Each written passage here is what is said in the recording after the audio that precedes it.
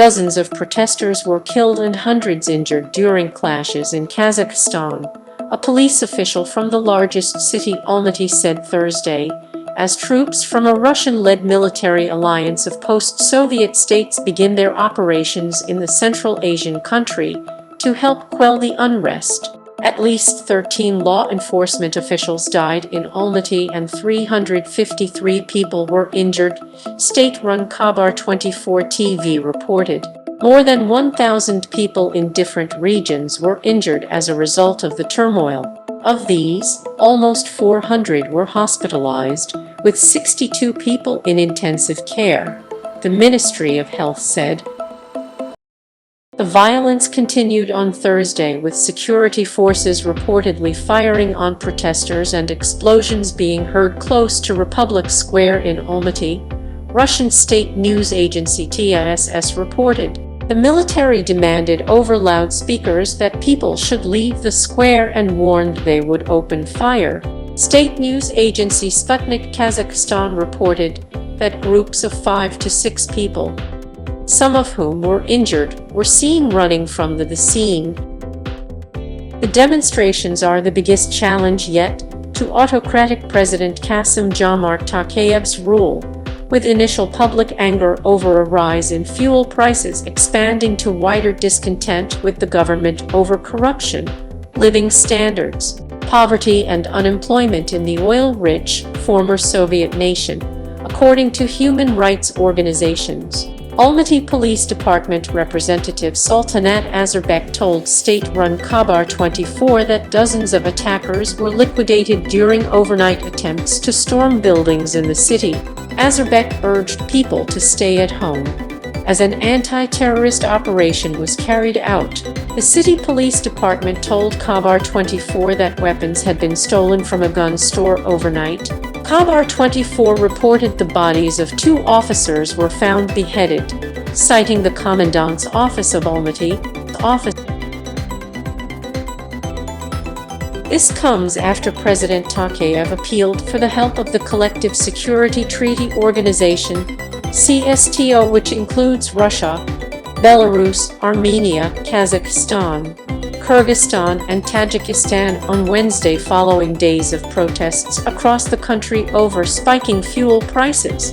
Protests were ignited when the government lifted price controls on liquefied petroleum gas (LPG) at the start of the year, but have now widened into a show of anger at the governance of the country.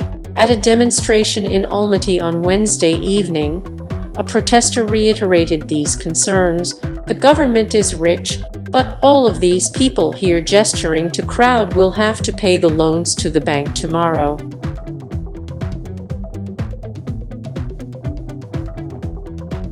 The CSTO said Thursday its peacekeeping contingent had begun to fulfill its tasks in the country, adding that Russian forces were being transferred to Kazakhstan by military aircraft. The main tasks of the collective peacekeeping forces of the CSTO will be the protection of important government and military facilities, assistance to the forces of law and order of the Republic of Kazakhstan in stabilizing the situation and returning it to the legal field, the statement read. Russia maintains close relations with the Central Asian nation and uses Baikonur Cosmodrome in the south of the country as the launch base for its crewed space missions. Kazakhstan also has a significant ethnic Russian minority. The CIA World Factbook says that in 2019 around 20% of its 19 million population was ethnically Russian. The Russian Foreign Ministry said Thursday it considered the situation as a foreign-inspired attempt to undermine the state's security and integrity. If necessary, it could take steps that would aim to facilitate the conduct of the counter-terrorist operation by the law enforcement agencies of Kazakhstan, the ministry said in a statement published Thursday. The United States and the European Union have condemned the violence, appealing for restraint from all parties. U.S. State Department spokesperson Ned Price said Thursday that the U.S. and frankly the world will be watching for any violations of human rights.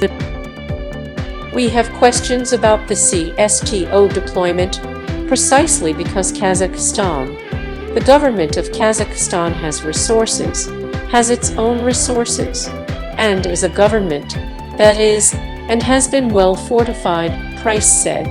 The UN High Commissioner for Human Rights Michelle Bachelet joined calls for a peaceful solution, saying in a statement, "International law is clear: people have the right to peaceful protest and freedom of expression.